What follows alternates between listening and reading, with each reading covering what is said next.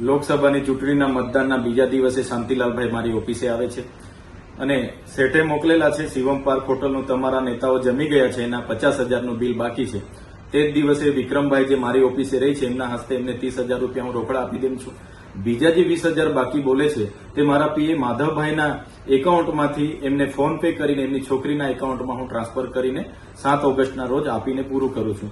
છતાં 16/9/2024ના સોમવારના રોજ શાંતિલાલભાઈનો રાત્રે પીધેલી હાલતમાં ફોન આવે છે, મા બેનની ગાળો બોલે છે અને તમારા પર અમારા 1,28,720 રૂપિયા નીકળે છે એવી વાતો એ જયારે કરે છે ત્યારે એમને મેં કેમ છું, તમે ફોન મૂકો, તમારા માલિક સાથે હું વાત કરી લેમ છું.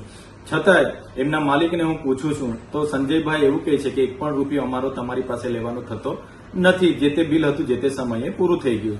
છતાં શાંતિલાલભાઈના બીજા 7 થી 8 ફોન આવે છે. અડધા કલાક સુધી આ રામાયણ એની ચાલે છે અને મા બેનની ગાળોથી જે વાત કરે છે ત્યારે અમે પણ ફરિયાદ આપી છે અને શાંતિલાલભાઈએ પણ ફરિયાદ આપી છે.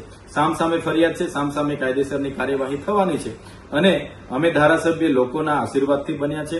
રાત દિવસ લોકો માટે કામ કરીએ છીએ, દોડીએ છીએ. એક ફળાવ ઝાડ છે એટલે કોઈ પણ વ્યક્તિ પથ્થર મારે એ વાંધો નથી, પણ આવા લેભાગુ તત્વ અમને બ્લેકમેલિંગ કરે એ અમે ક્યારે ચલાવવાના નથી. જો આપે ઝઘડિયા ન્યૂઝ ચેનલ સબસ્ક્રાઇબ ન કરી હોય તો સબસ્ક્રાઇબ કરી, લાઇક કરી, બેલ આઇકોન દબાવો. રોજ તમારી આસપાસ બનતી ઘટનાઓની માહિતી મેળવો. ધન્યવાદ.